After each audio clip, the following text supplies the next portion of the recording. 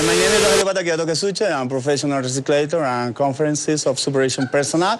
I am Mazamorra producer and operario of máquina plana, and I am messenger half time, o sea, mensajero medio tiempo. Y bingo. Somos los únicos habitantes del mundo que trasteamos 30 veces y 30 veces cargamos con una piedra redonda para partir la panela. Un colchón inmenso grande con un mapa de miados en la mitad. Seguimos riendo y seguimos sonriendo. Por eso es que lo importante es, no importa la clase social, lo importante es seguir siendo alegres. Dios los bendiga. Muchas gracias. Soy Rogelio.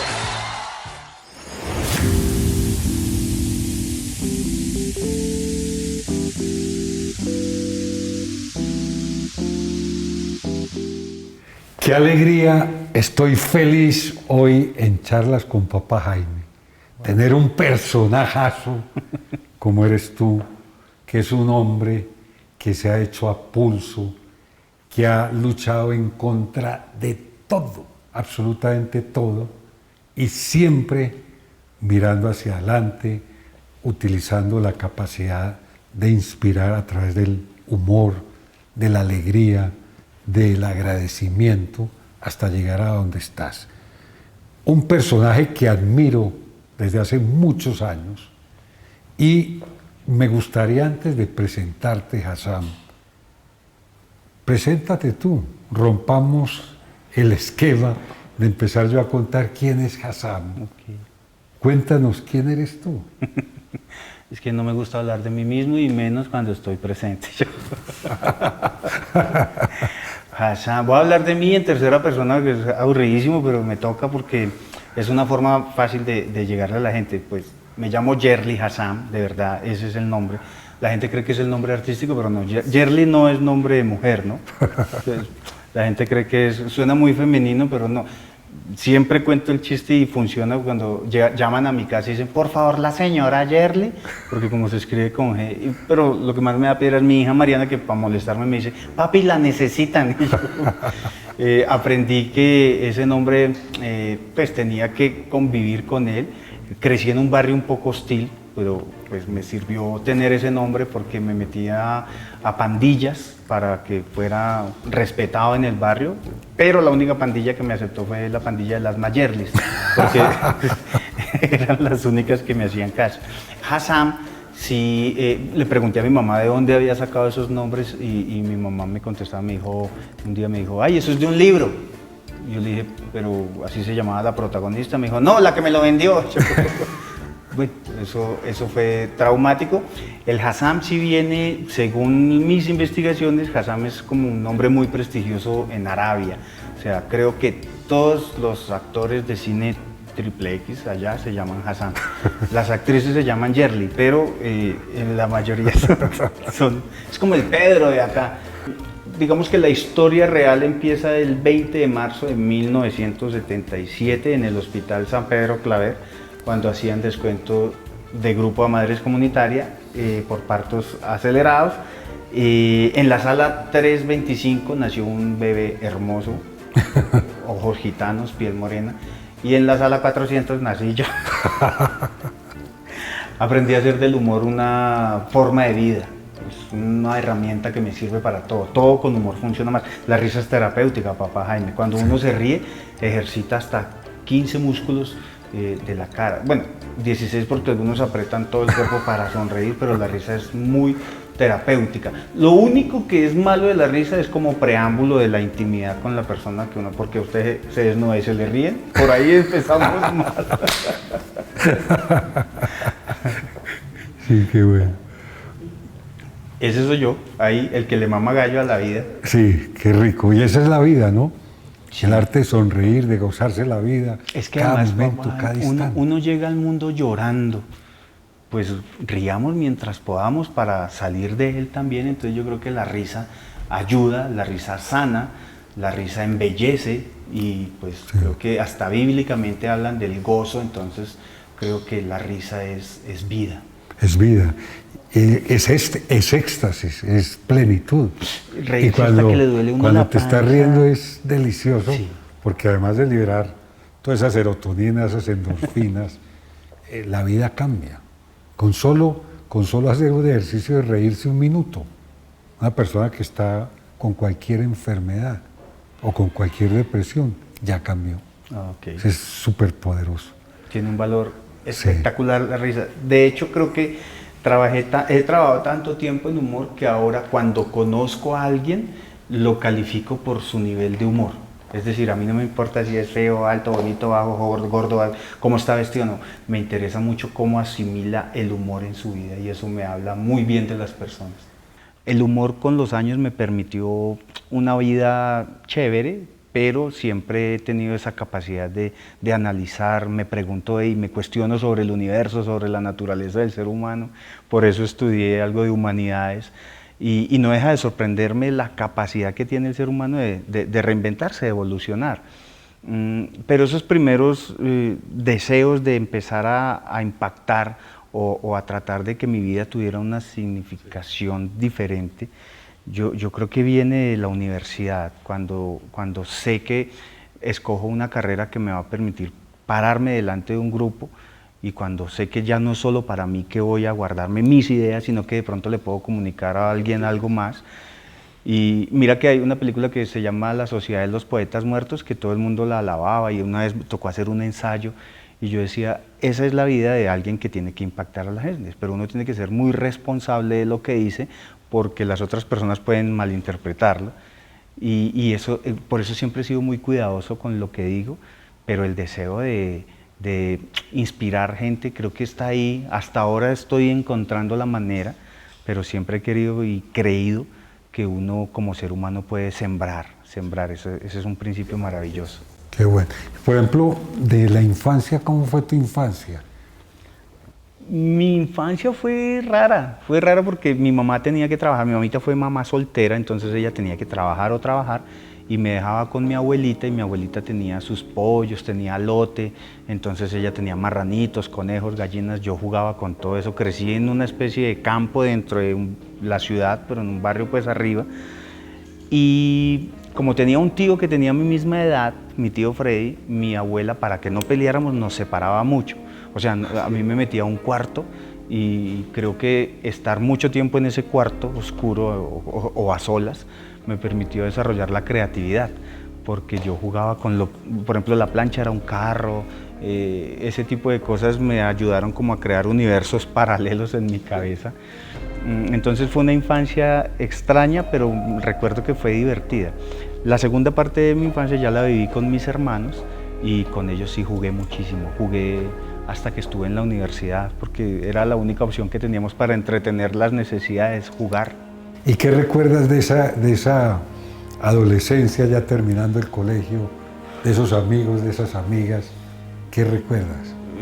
Recuerdo mucha rebeldía, recuerdo cuando me impacta el rock, o sea, llega a mi vida el rock, entonces como que tenía mucha energía, pero alguien me enseñó alguna vez que la potencia y la energía sin control no sirven. Puede tener mucha energía, pero tiene que saber para dónde va, porque si no está llevado. Entonces recuerdo eso, recuerdo incertidumbre, de no saber qué quería.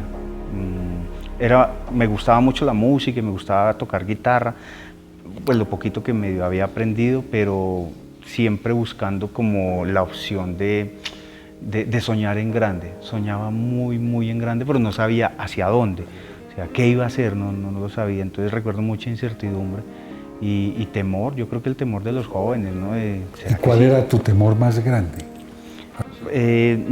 Tal vez en esa época era como defraudar a mi mamá, como que mi mamá dijera, no, ese chino no me sirvió para nada. Alguna vez lo dijo, muchas veces lo habrá dicho, pero con los años logré decir, no, mami, sí había que tener ese tiempo y ese proceso de conocerme a mí mismo, de entenderme y saber que cada ser humano tiene etapas específicas y que la velocidad con la que supere esas etapas depende de los logros que alcance.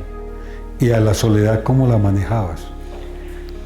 A mí la soledad nunca me dio duro, es decir, siempre fui muy solitario, o sea, realmente fui muy solitario, muy silencioso. Cuando tienes un mundo por dentro y cuando eres como muy reflexivo, estarlo diciendo como que genera, entonces detesto el ruido. entonces no me gusta ni generarlo ni que me lo generen, entonces prefería estar tranquilo. Así que la soledad siento que es un estado bonito, un bonito del alma, no todo el tiempo porque como todo en exceso Tu extremo es vicioso. es vicioso, entonces nunca he tenido problema con estar solo. Ahora me hace falta cuando no están mis hijas, que no es ruido, sino su risa o sus cosas con las que molestan, eso sí me hace falta. Pero la soledad nunca me dio tan duro y lo disfrutaba de la soledad, todavía. Todavía la... Y la gozo. anhelo a veces. Y ahora en esta cuarentena más, o 180. En la cuarentena sí, no, gracias a Dios logramos como una muy buena comunicación aquí en la casa. Pasamos por momentos difíciles empezando porque yo venía de una época de viaje, entonces como que despedirse tranquilo, pero luego la fui entendiendo y me di cuenta de que tenía que estar acá en la casa y lo he disfrutado muchísimo y ha funcionado mejor de lo que pensé. Sí. Y para ti, por ejemplo, ahora que mencionas tus hijas, Juanita, Mariana, ¿qué es lo que más te ha movido a ti? Porque tú siempre has manifestado mucho amor por ellas, pero en todos los procesos que has tenido en tu vida, por ejemplo, cuando llegaste a ese proceso de quiebre de la relación, ¿cómo fue ese proceso y qué papel jugó tu Juanita específicamente y Mariana obviamente? Yo no sé, papá Jaime, si el amor de papá deba tener un límite, eso no lo sé. Dicen que uno tiene que controlar lo que da y crear límites. Yo tengo reglas establecidas con mis hijas, yo tengo una comunicación maravillosa y creo que hasta el día de hoy puedo decir que mis dos hijas son mis mejores amigas. Para mí, mi papá es la persona que más me ha apoyado en todo. Es no solamente mi papá, sino también lo veo como un amigo, como un apoyo, como un profesor, como una guía, como alguien con quien puedo contar para todo. Y me siento muy afortunada de tener a un papá como el mío, porque sé que se ha matado trabajando durísimo por mí, por mi hermana, y realmente me siento muy afortunada de tener ese tipo de privilegio en mi vida. Y en verdad no sé qué haría si no estuviera conmigo.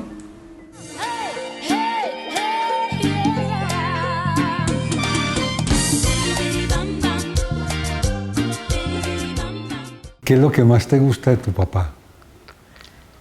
Todo, Todo. todo. Y tú lo consientes mucho. Sí, ¿Quién consiente más a quién? yo consiento más a mi Ay, papá. qué mentirosa eres. Sí, Bueno, digamos que sí. ¿Y el perro? el perro es el ganador. Sí. Lupe, ¿no? ¿A quién quieres más, a Lupe o a mí? Dilo. Pues... Me ha puesto en la balanza con el perro, con la perrita. Ay, es que yo la quiero mucho.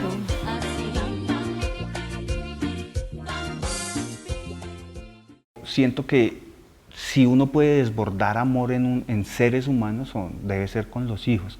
Uno no alcanza a amar tanto a otro ser humano como es con los hijos desde mi experiencia. O sea, por ejemplo, mi mamá yo la amé mucho, Por encima de pero todo. le veía los defectos a mi mamá. Mi mamá, ¿por qué quiere más a mi hermano que a mí? Uno juzga, con los hijos no juzgas. O sea, a mí me pasa que con mis hijos, no es que sean perfectas, les conozco sus maños y sus defectos y te puedo hacer una radiografía de cómo se comportaría cada uno en determinado momento, pero siento que lo que he logrado con ellas es una burbuja aparte del mundo. Y en este mundo, precisamente que está tan loco, con ese afán de que los niños crezcan a las malas, he logrado tener dos niñas que son conscientes del mundo, pero que pueden tener un poquito más de razonamiento al decidir, que es la parte más complicada. Entonces yo no sé, creo que mi manifestación constante y reiterativa de amor, no es empalagoso porque yo no soy un tipo empalagoso, sé también hasta dónde, sí. Y le respeto sus espacios y ya, no soy invasivo, no me gusta, pero sí creo que son las dos personas en este mundo que yo amo sin ninguna condición. Por ejemplo, tú, después de luchar contra todo lo que luchaste, tu infancia, tu adolescencia, que fue bien duro y complicado, y lograste entrar y subir profesionalmente hasta llegar al tope, estar en la televisión y empezar a tener tanto éxito, tanto reconocimiento, cuando el ego está exacerbado, en ese momento siempre cuando un ser humano le dan tanto, lo impacta. ¿Cómo fue ese momento tuyo o cómo fue ese quiebre y qué aprendiste de esa experiencia?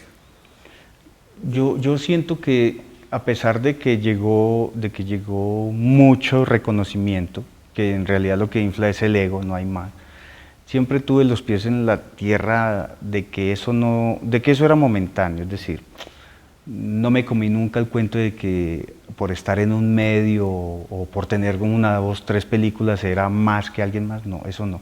Pero sí se pierde el rumbo, es decir, se acostumbra uno tanto a que lo alaben y que lo feliciten, que el día que alguien no le celebra a uno cualquier bobada que uno hace, entonces como que, ¿cómo así? ¿Pero por qué? Y va directo al ego. Alguien alguna vez me dijo que el ego es como un caballo que tú vas manejando y que si lo sueltas se perdió, pero si lo mantienes controlado, pues ahí haces un buen ejercicio, porque los seres humanos por naturaleza tenemos el ego. El problema es cuando creemos que ese ego es el que nos gobierna o cuando lo dejamos gobernar.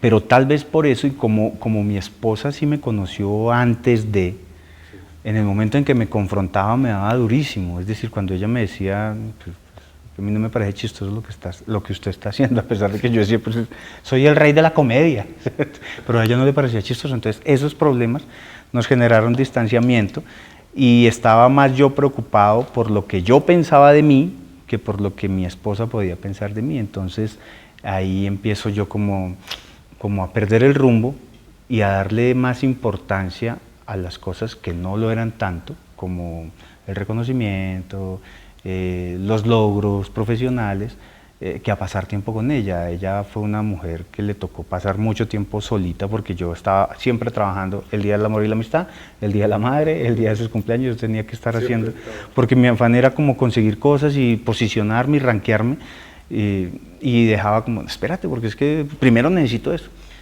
Después de que viene toda la vuelta y todas esas cosas, como que, ok, eso debe venir por añadidura, me interesa que ellas tres se rían de mis bobadas y ya el resto verá si se ríe o no de lo que profesionalmente yo le propongo, pero fue a los golpes que tuve que aprender. ¿Cuál fue el golpe más duro que has experimentado en tu vida? Y ese golpe, que cada golpe es una experiencia, sabiduría, pues para no volver a caer, ¿cómo la podrían usar esa experiencia que tú tuviste? Alguien que en este momento lo esté viendo. ¿Cómo saliste, por ejemplo, ese golpe bien duro que hayas tenido? Yo he pasado por cosas muy fuertes, pero siento que hay gente que ha pasado por cosas aún más fuertes. Cuando el año pasado, que fue un año, de hecho este 2020 que ha estado tan complicado, fue un año muy tranquilo para mí, es decir, le he pasado como, wow, el año pasado sí estuvo heavy. Porque el año pasado se fue mi mamá, falleció, me dieron mi diagnóstico del cáncer y yo, el año pasado se murió mi perro, mi mascota, que también es muy importante, Ronnie, se murió y fue todo seguidito. Y hay golpes emocionales que son graduales, hay unos que son más fuertes que otros y todo el mundo tiene una capacidad diferente de asimilarlos y de afrontarlos.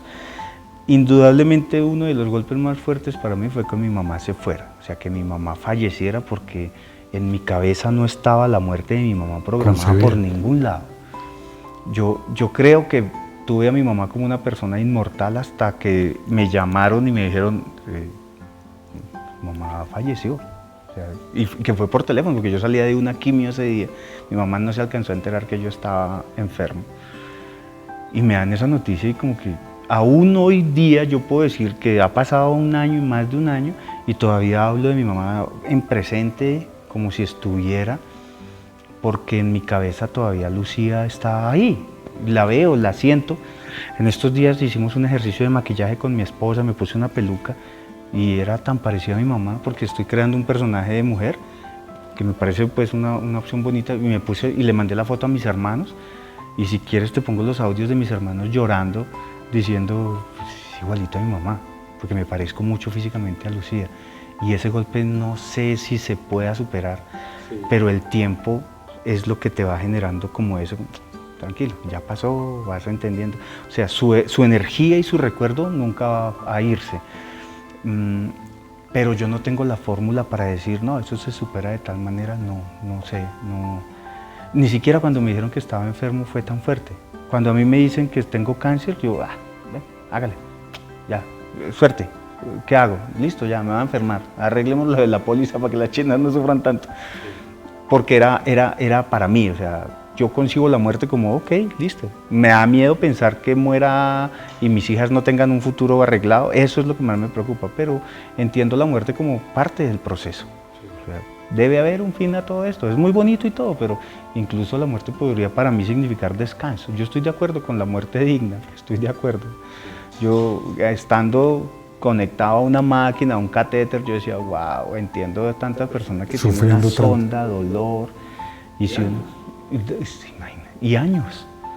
Entonces entiendo la muerte como un proceso de bajémosle al ritmo a esto, que es muy bonito, pero sí el golpe de mi mamá fue demasiado fuerte, demasiado fuerte. Claro, y ese golpe de tu mamá obviamente es un espíritu que siempre te va a acompañar.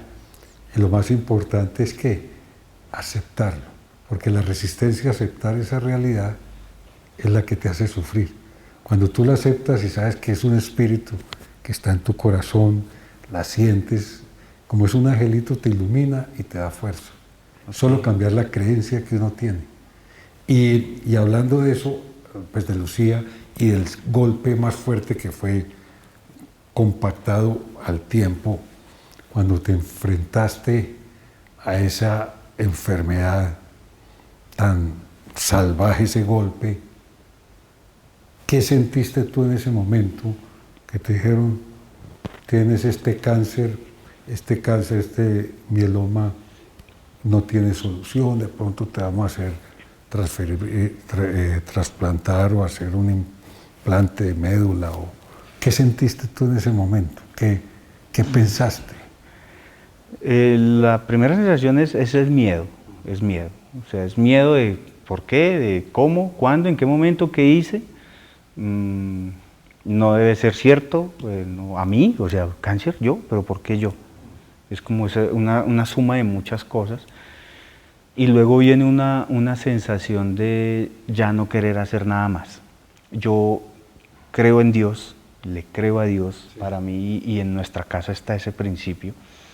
Entonces tengo conversaciones con él muy fuertes, pero nuestras conversaciones son en tonos cómicos. Él me trata con mucho humor y se pasa. O sea, el humor de Dios conmigo, pues como sabe que yo hago humor, a mí me la monta.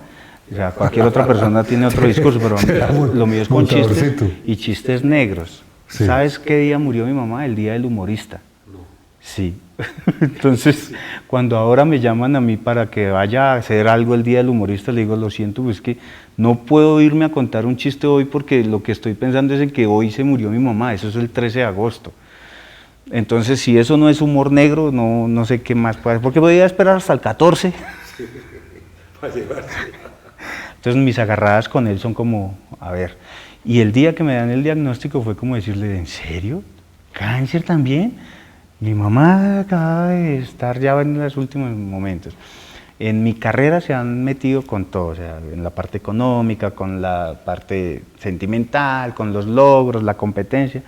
Estuve a punto de perder mi hogar con mi esposa y con la salud también, no, ya no quiero saber nada más. Entonces lo que hice fue como bajar los brazos, bajé la guardia y dije, para mí, dije, haz lo que creas que es necesario porque ya no sé cómo combatir eso. O sea, si a mí me dicen, venga, se van a cortar la luz, yo voy y soluciono como sea.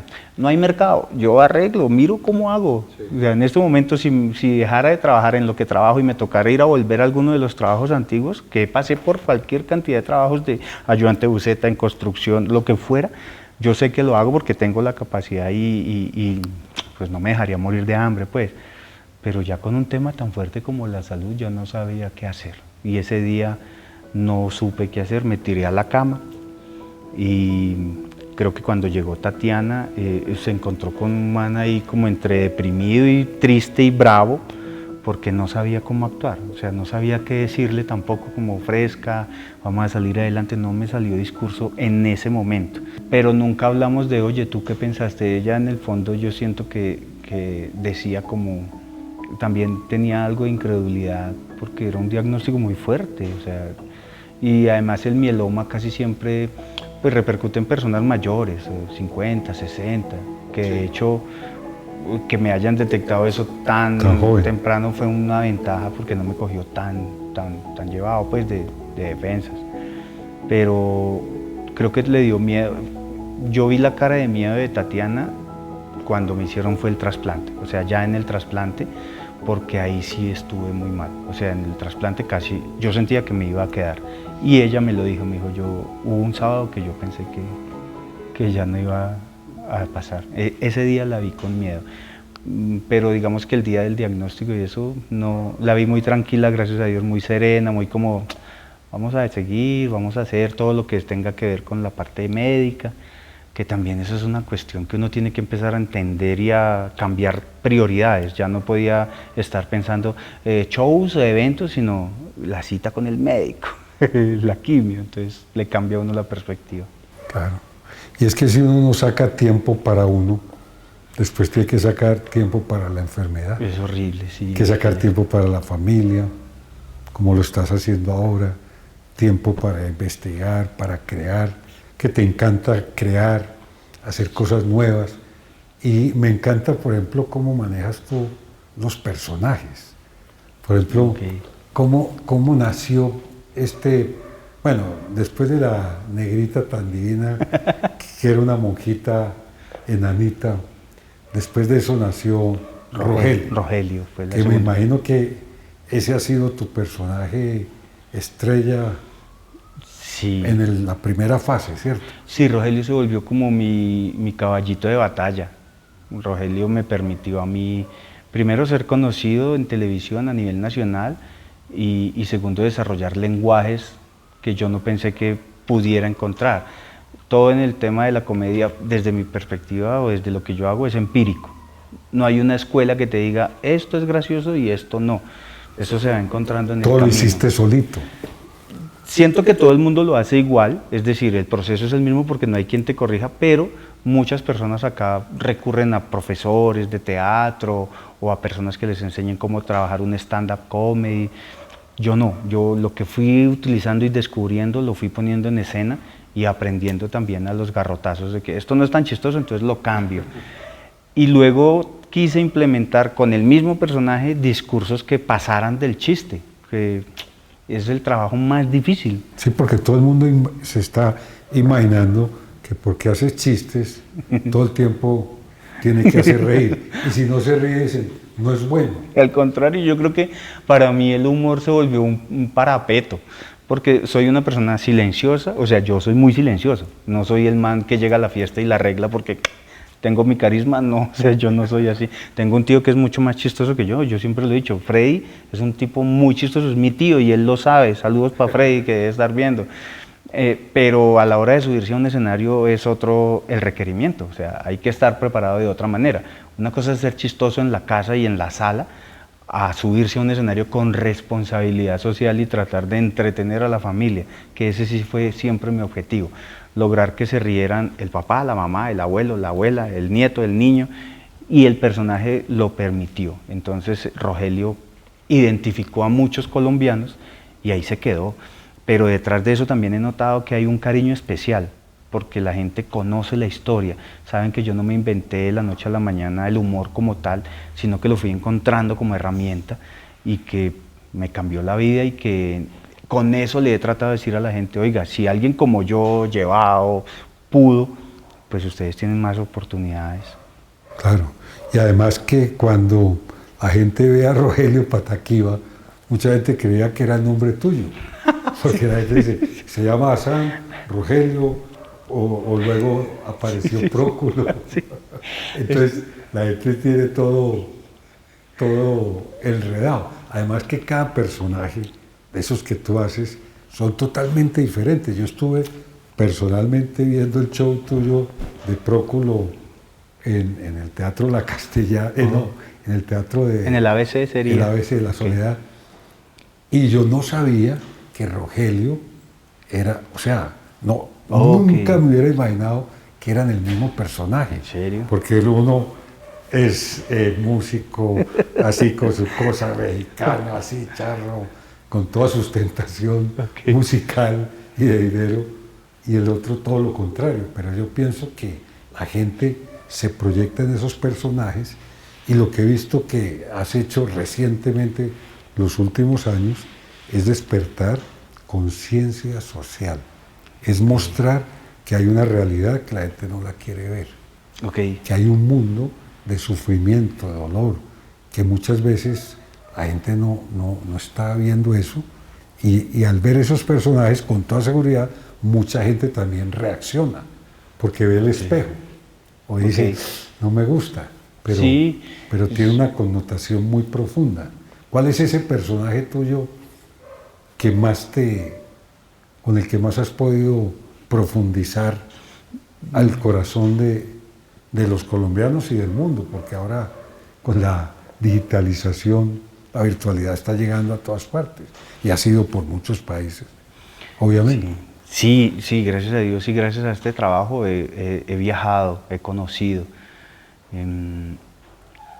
Yo siento que Rogelio se metió en el corazón de las personas, de muchas personas, porque todos tenemos un primo así o un tío así como dicharachero, o en esencia el colombiano promedio casi siempre es chicanero y pretende meterse en estructuras sociales a las que no pertenece, y eso es Rogelio. Rogelio, de hecho todos los personajes que tengo o que hago siempre tienen un subtexto, es decir, llevan una crítica que no todo el mundo entiende. Rogelio es una crítica al arribismo, Rogelio es una crítica a la gente que prefiere o que pretende ser de otro lado y niega lo que es.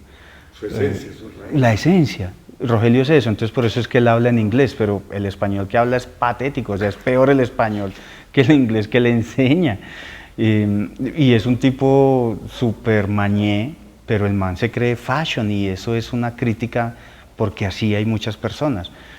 Próculo también es una crítica a esas personas que creen que con plata lo arreglan todo, a la falta de cultura también, y a lo que le ha pasado al arte en los últimos años, yo creo, que hay unas cosas que no son arte, pero las consideramos arte porque lo vuelven mediático, pero la verdadera esencia de la música, por ejemplo, tiene un esfuerzo, y este tipo cree que porque tiene y puede grabar un disco, pues ya es una estrella.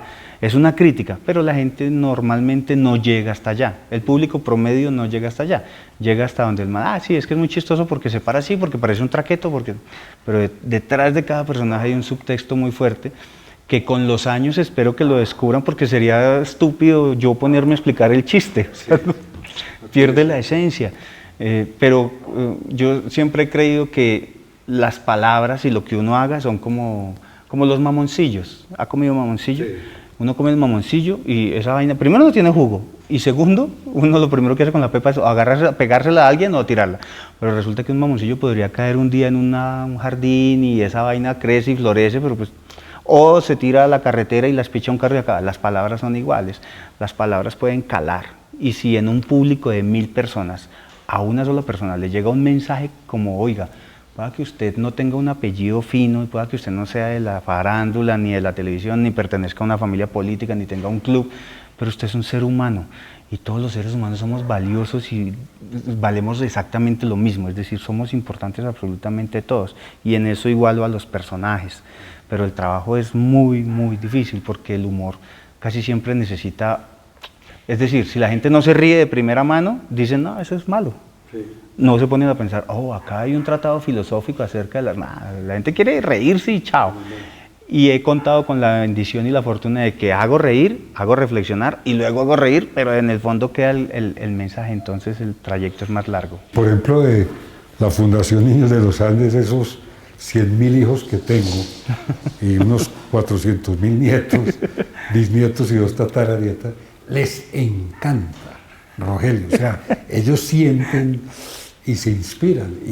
Y cuando cambias de personaje y ven que triunfa, que hace cosas nuevas, les dicen, yo voy por esa. Qué bueno. Porque ahí es donde es la gran responsabilidad que tú tienes, a través del humor, inspirar a la gente y despertar conciencia.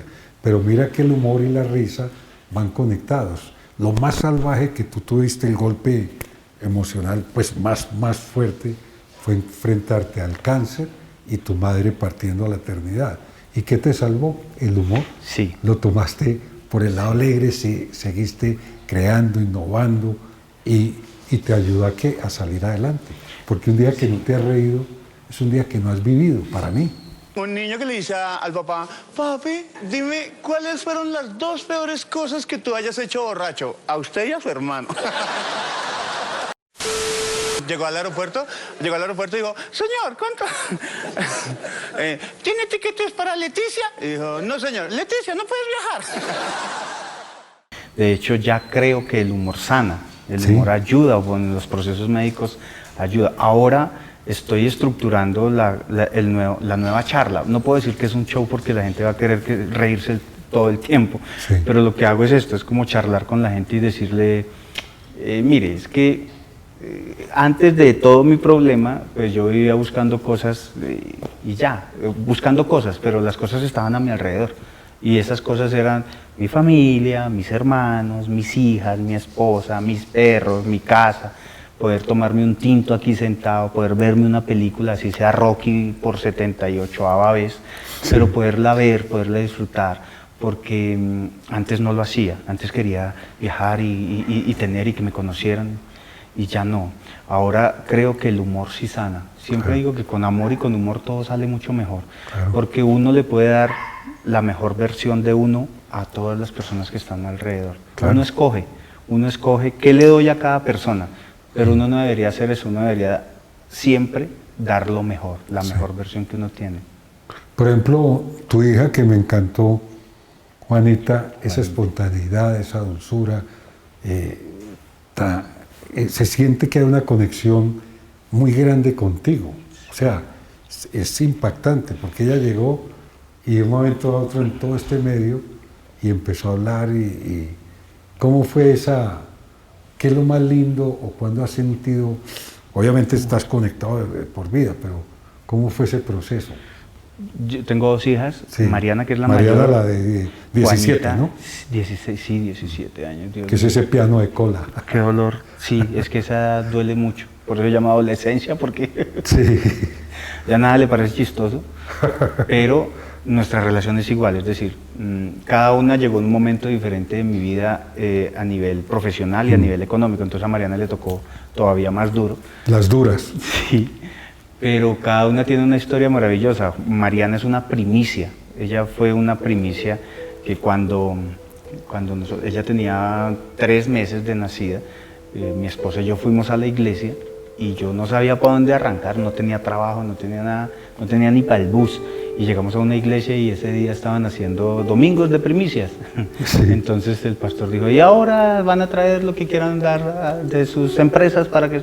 Pues obviamente que el discurso del pastor es así y uno va y pone su corazón. Y entonces el que tenía una zapatería le regalaba unos zapatos, o el que tenía una sastrería le llevaba el vestido, y el pastor feliz. Sí, eso sí. Y yo no tenía sino la china.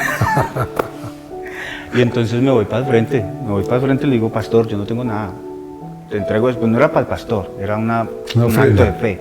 Y el man la recibió y hizo así como, ok, y en ese momento Dios le da una palabra a él y le regaló Jeremías 11, donde dice que, sí, bueno, yo para citar la Biblia como tal, con versículo exacto Sí. no lo sé, pero dice, antes de que nacieras te conocí y te di como profeta a las naciones. Y esa es la palabra rema de mi hija. Mariana es una primicia y con ella empieza mi vida a cambiar absolutamente, radicalmente.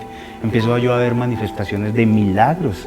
Yo no soy un man así pues de iglesia y eso, pero sí creo mucho en Dios. Y con Juanita fue todavía más bonito. Juanita es nuestra segunda oportunidad porque nosotros ya teníamos problemas. Llega Juanita y nos afianza pues la familia, el equipo de 4, pero cuando tenía un mes de gestación en la panza de la mamá, fuimos a hacerle una ecografía porque teníamos como dudas del estado de Tatiana, se sentía como malita, como con dolores. Sí. Y en la ecografía el saquito embrionario de Juanita estaba muy suelto, estaba a punto de desprenderse y en cualquier esfuerzo físico la niña hubiera podido salir y Tatiana hubiese tenido un parto prematuro o un aborto prácticamente. Tanto así que el doctor nos preguntó en la ecografía, ¿cuánto quieren a esta bebé? Y nosotros nos miramos como, pues mucho, es nuestra segunda hija. Y el doctor dijo, no tengan muchas expectativas de Juanita. ¿Cómo? Porque ella es muy probable que incluso en el trayecto de aquí a la casa, en el bus o en el carro, en lo que vengan, cualquier movimiento genere un desprendimiento de la niña o del feto. Ahí está saltando y haciendo ejercicios. Brincando. Entonces, si eso no es un milagro, Sí. mi vida está llena de milagros, de El pequeños milagro del amor, milagros. ¿no? De la fe, del amor, sí. Ella es nuestra segunda oportunidad. Y cuando fue a nacer, yo la recibí, corté un cordón, porque ella podía pagar una clínica privada, entonces fue totalmente diferente, pero el amor entre las dos es... ¿Y le cortaste el cordón umbilical? Sí, yo la recibí, corté el cordón y lo único que hice fue cuando nació, además, porque fue un parto durísimo, o sea, fue todo un proceso de embarazo durísimo, le besé la espalda y siempre le cuento esa historia y cuando se acuesta a mí, ¿me besas la espalda? ¿Qué piensas tú, qué le dirías tú a la gente que, por ejemplo, está soportando una enfermedad como el cáncer? ¿Qué le recomendarías tú a ellos hacer? Desde lo que tú viviste, ¿cuál sería tu consejo? Yo siento que las personas necesitan despertar su capacidad de resiliencia y su fuerza, las ganas de vivir. El ser humano por naturaleza desea vivir. Así diga, no, yo no tengo miedo a la muerte. Siempre dicen eso, pero tápese la nariz por un minuto a ver si aguanta. Lo primero que empieza a pedir es aire porque nuestra Claro. naturaleza es la vida. Entonces, mientras estemos acá hay que disfrutar. Y no es vivir en exceso, nada, disfrutar, respirar, eso es una maravilla. Entonces, hay dos problemas. El que se enferma y tiene la actitud de que no, ya me enfermé, ya chao. Y los que lo rodean, porque también me he dado cuenta de que depende de la actitud de las personas que están a su alrededor. Hay personas a las que les gusta, cuando están enfermas, sentir que las demás les dan atención y que los cuidan y que Manipulan pobrecito, porque también, están- ¿no? O extorsionan emocionalmente Demasiado. Hay gente- para mantenerlos ahí cerca, ¿no? Sí, y hay gente que le encanta despertar eso. Entonces, si siente que está haciendo mal eso, es hora de cambiar, porque eso también ayuda a generar mentalmente que el cuerpo reciba otra información. Y de las ganas de vivir que tenga depende del proceso, porque uno sí se puede curar cuando cambia de actitud, de mentalidad, de hábitos, porque esos los milagros son, yo siempre decía, muchas personas decían como, no, Dios lo va a sanar. Yo, sí, pero tengo que ayudarme, porque Sí. es que Dios lo ve a uno, pero venga, si usted no puede comer carnes, hermano. A Dios le gusta eso, que uno haga las cosas por uno mismo, porque uno tiene la capacidad. Y los que están alrededor, mucho amor, pero no lástima, ni ay, qué pecado. Eso depende mucho. Tengo una historia es muy chistosa cuando empezaron las quimios.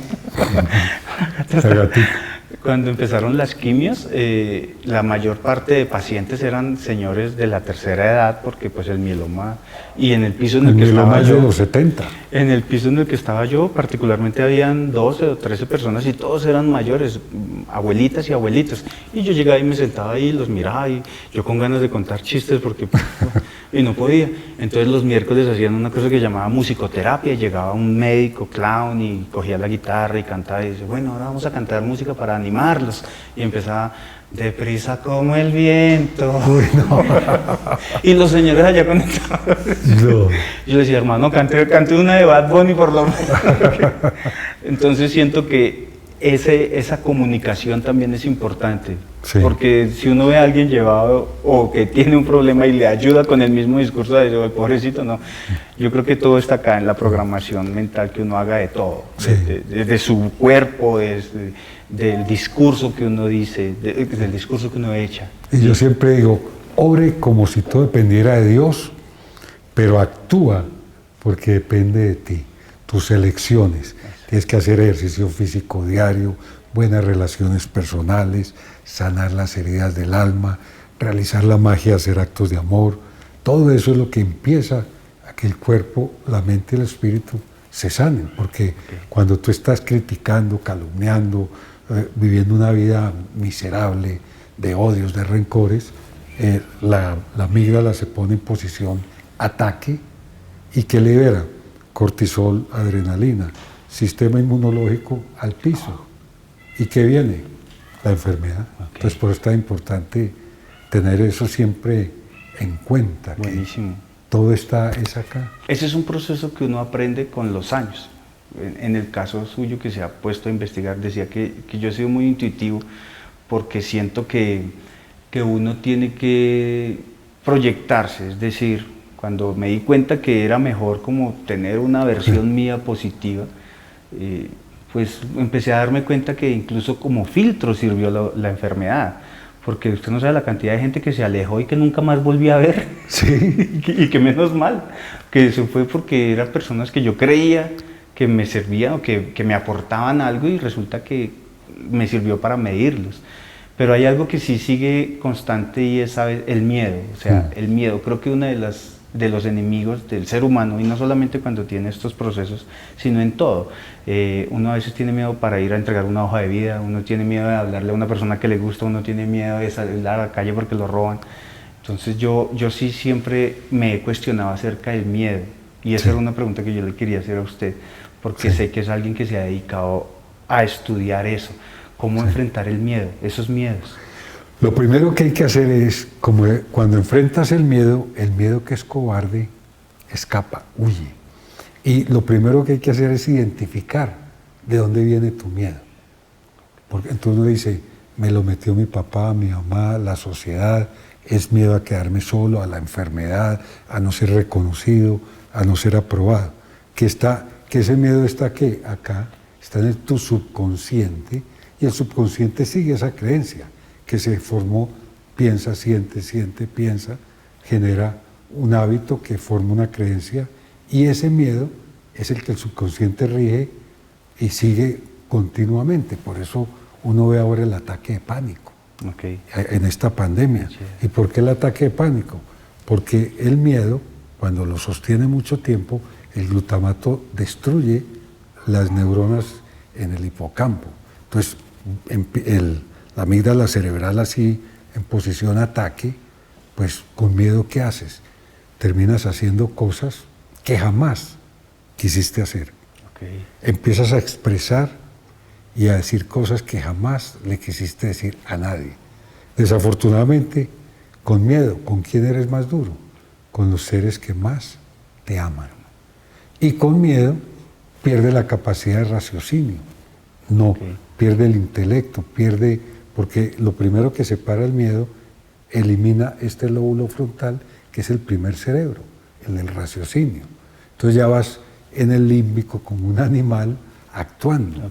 Y cuando actúas como un animal, pues reaccionas, no es acción, con conciencia. Entonces, una de las cosas más importantes es, por ejemplo, hacer ejercicios de respiración consciente. Con solo hacer, inhala profundo y tiene miedo y dice, soy valiente. Exhala y pela el diente así, 3 veces. Cambia la sinapsis, cambia las conexiones neuronales y empieza el cerebro subconsciente a sanarte. Mira la importancia. Entonces, cuando una persona tiene cáncer, la visualización creativa es súper poderosa. Y tú te imaginas, por ejemplo, y la gente dice, eso tan bobo va a salvarme. Con solo tú imaginarte acá, te pones cómodo así. Por eso yo hago esas meditaciones a las 7 de la mañana, ahora 6:30 de la mañana, en Instagram, Papá Jaime, todos los lunes, y en cuarentena era diario. ¿Para qué? Para que la gente aprenda a manejar la emoción y aprenda a manejar el miedo y se libere esos apegos que los hacen sufrir. Entonces, con solo hacer esto, tengo gastritis, y yo inhalo y visualizo acá una imagen bien extraña, unos bomberos que entran y me echan agua, y le echan agua al estómago, y yo veo esa imagen contrastada de que se apagó el incendio. O tengo cáncer, y yo me imagino que desde el corazón sale una luz verde que llega donde están todas esas células cancerígenas, ese tumor, y la chuza, que es un globo, porque era un globo la inflamación, y se desinflamó, estalló el globo. Con hacer esa imagen, el cerebro inmediatamente manda la señal al tálamo y empieza ¿qué? A cambiar todo. Porque no hay diferencia entre realidad y ficción. Mire la importancia que tiene visualizar creativamente que lo vas a lograr. Son cosas muy simples. Sí, suenan sencillas de hacer, ¿no? Es como cambiar de hábitos. Eso suena, no, hay que hacer ejercicio a las 5, ya espere, por favor. Eso es un proceso, la mente es un proceso que cuesta mucho trabajo. Sí. Y bueno, y volviendo a nuestro tema de los personajes, ¿cuál otro personaje tienes tú ahora en mente? ¿O cuál es tu nuevo proyecto de vida? ¿Cuál es tu nuevo sueño? El objetivo siempre ha sido hacer reír, Sí. y encontrar herramientas para hacer reír. Cada vez que mis personajes casi siempre han salido de frustraciones o de problemas que me ponen en el camino. Cuando aparece Rogelio en la escena es porque me dijeron, no, usted no puede seguir haciendo el personaje de la morenita porque los afros se ponen de mal. Ok, entonces busquemos uno que no sea tan complicado. Rogelio me dio.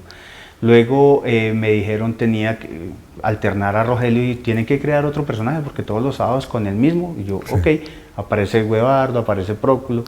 Cuando lanzo la primera canción de Próculo me dijeron no puede utilizar canciones ya registradas. Yo dije, ok, entonces voy a empezar a hacer mis canciones y salieron las canciones. Hace poquito me llamaron para una marca y la marca dice, nos gusta lo que usted hace, pero el personaje de Rogelio no es que sea para la marca, le falta un diente. Y yo, ay, pero esa es la gracia del man. Entonces me dijeron, tenemos que crear otro personaje. Entonces creé un personaje especialmente para ellos. Y de ahí, de esas limitaciones que le ponen o que me ponen, surgen las ideas. Tengo en remojo uno que tengo hace mucho tiempo guardado, pero hasta ahorita va a empezar a salir. Es una doctora, una abogada, sí, una especie de profesora, que es la doctora Gloria, que es una señora que aconseja a estas chicas de la nueva generación, porque como ahora todas quieren estar en TikTok, entonces es muy complicado de hacer, porque hacer una señora paisa que hable así, eso es muy fácil, es decir, ya en humor eso es un cliché, pero yo quería darle el toque natural al personaje y hasta ahora encontramos con mi esposa la peluca perfecta, las gafas perfectas, el maquillaje, entonces está en proceso.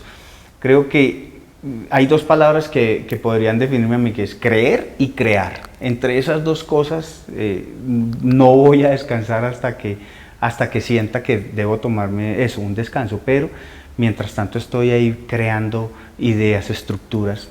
Y antes tenía como el techo de los canales, o sea, si no era en un canal yo decía, no aparezco, ya están las redes sociales, que es lo que la gente está, y está mandando. Entonces, mientras tenga esa posibilidad, estaré ahí molestando y creando estructuras de humor. Y Tatiana te ayuda mucho en los personajes también ahora. ¿Siempre te ha ayudado? Yo siento que cuando no me ayuda como tal en la creación, me ayuda en el enfoque. Entonces, ella y mis hijas son mi primer público. Si ellas se ríen, a mí me parece que funciona el personaje. Si no se ríen, lo dejo a un lado y la idea la descarto. Entonces, ahí me sirven como un timing, como un chistómetro. Sí. La gente cree, la gente me dice, yo creo que usted se debe reír todo el tiempo. Y más que reírme, lo que hago es escucharle todas las ideas que a él se le ocurran. Le doy mi perspectiva desde el punto de vista comercial, desde mi punto de vista como que creo, como espectadora, ¿sí? Claro, obviamente el humor es diferente, para cada persona le gusta un humor diferente, pero le doy mi punto de vista. En los tiempos del cáncer, que en la quimioterapia no podía dormir, pasaba noches enteras en vela por todos los medicamentos. Entonces era su tiempo y pues obviamente no me dejaba dormir a mí tampoco. Intentaba, sí, pero sí, todo el tiempo estaba creando creando. Con él hay que tener como ese cuidado, es demasiado sensible con respecto a su trabajo, porque además es un trabajador inalcanzable, workaholic, a veces se pasó de trabajador, que ya eso fue algo que yo le dije no más. O sea, no más, hay cosas que valen, sí, que valen más la pena que trabajar o que el aplauso de la gente. Y yo sé que eso se debe sentir maravilloso. Yo lo he vivido con él porque es como cuando él se sube a un escenario, yo veo el show y puede que no me ría, pero siento como esa misma emoción cuando la gente se ríe, cuando uno ve que la gente se dobla de la risa, es como si fuera a mí, como si me pasara a mí. Entonces uno siente esa emoción, pero también entiendo esa energía y de pronto ese éxtasis que se siente, entonces, del querer más eso, pero a veces por querer más eso puede que se extralimite en el trabajo. Entonces Hassan siempre está creando, siempre él, Tatiana, de algún momento, en cualquier momento, se me acaba de ocurrir una idea. ¿Tú qué piensas que no sé qué? La vez pasada se fue a vivir a otra ciudad, dijo, ¿te irías conmigo y cómo haríamos con la casa? Y que, o sea, se trasladó a otro mundo y yo, espérate la propuesta, pues pasa la propuesta primero. O sea, ya es como que visualiza, es un visionario y creo que tiene mucha fe, enfoque, y eso se lo he aprendido porque yo también he aprendido, creo que y somos muy parecidos en eso, como que cuando nos queremos algo lo hacemos y lo logramos y eso lo tenemos que hacer, ¿sí? Ese es Hassan. Lo que pasa es que los tatuajes han ido cogiendo fuerza en nuestra cultura, ¿no? Ya no es como antes que uno veía un man tatuado, uy, ese man estuvo en la cárcel, perro. No, ya no. Ahora cualquier persona se puede rayar. El problema es que la gente, cuando uno se tatúa algo, la gente la pregunta de siempre, una súper pregunta, ¿y qué significa ese tatuaje? Pues significa que tengo plata para hacerme un tatuaje. Hola, querido Hassan, ¿cómo estás? Quiero decirte que te admiro muchísimo. Mi familia y yo oramos por ti. Me alegra verte que estés muy bien. Me encanta hacer tus videos. Me encanta. Que papá Dios te bendiga y que te guarde. Un abrazo muy apretadito y un beso. ¡Adiós! Los ricos desperdician cosas. Ellos compran el periódico, lo leen y lo botan. Tú y yo sabemos que un periódico sirve ¿para qué? Para madurar aguacates. Para limpiar vidrios. Para cachetear al perro. ¡Pam! Sirve como... Que con el borde mojado se pone acá y que para recoger basurita, ¿sí me entiendes? Para envolver las figuras del pesebre, para ponerle en la cama la jaula para recoger el popó del canario. Cosas increíbles. Ahora, y en época de crisis no se te haga raro verlo en el baño, que es o sea, para pintar. Hola Hassan, espero estés viendo este video, ojalá. Si lo estás viendo, quiero decirte que soy tu fan. Ese saludito es para ti de parte de Yurite Videos. Quiero decirte que admiro todo tu trabajo desde que empezaste y todo lo que ya llevas desarrollado en cuanto a personajes, en cuanto a humor. Eres un genio,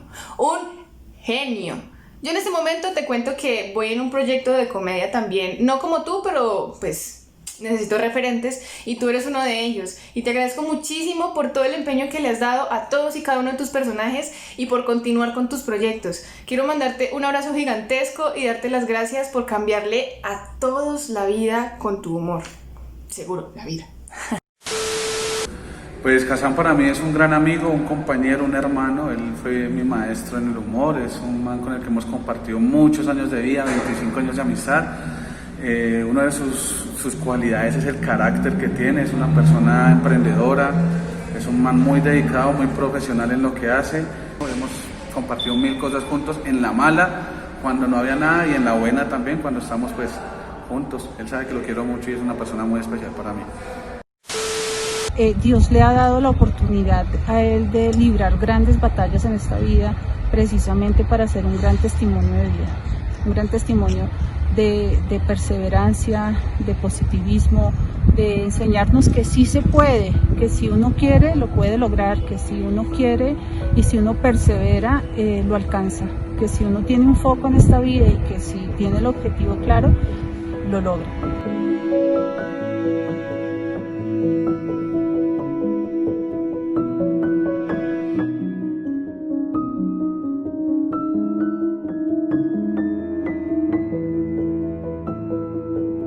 ¿Y cuál es tu sueño a mediano plazo? ¿Cuál va a ser? Sueño. ¿Qué quieres dejar de legado? Yo creo que uno de los sueños que tengo ahí guardaditos y que poco a poco va cogiendo forma es mi propia empresa, que es MyFish. Yo creé el logo y creé la razón social.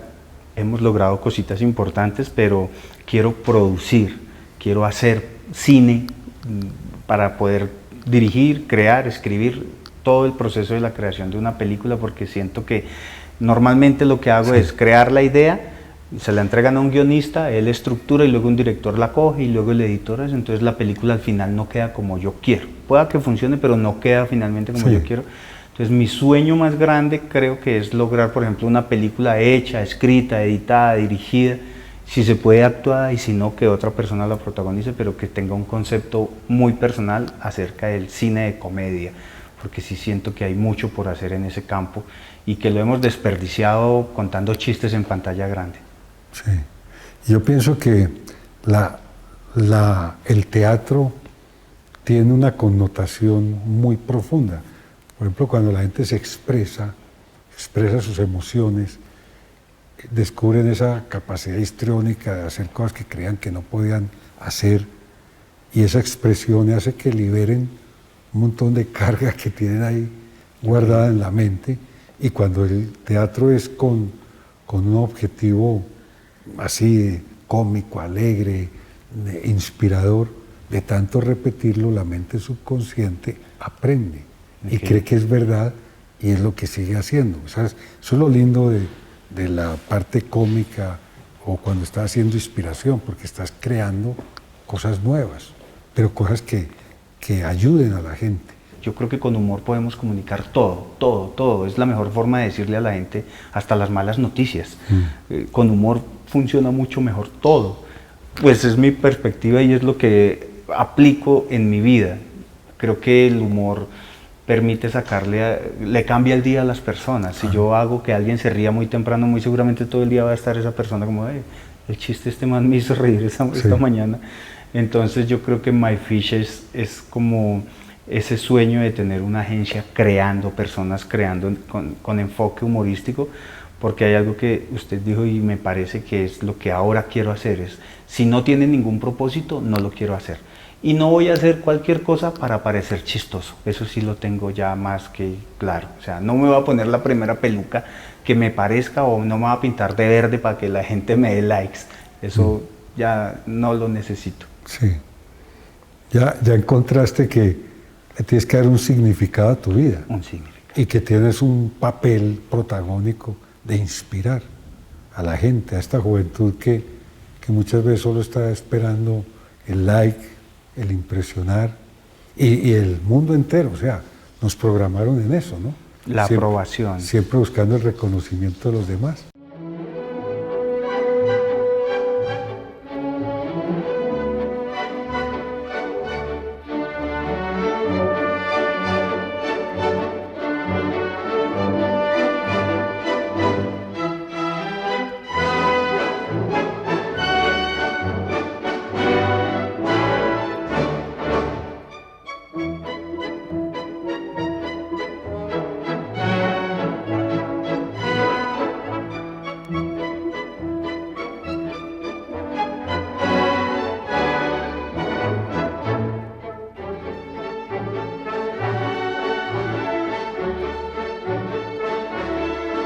Bueno, qué lindas y reconfortantes palabras.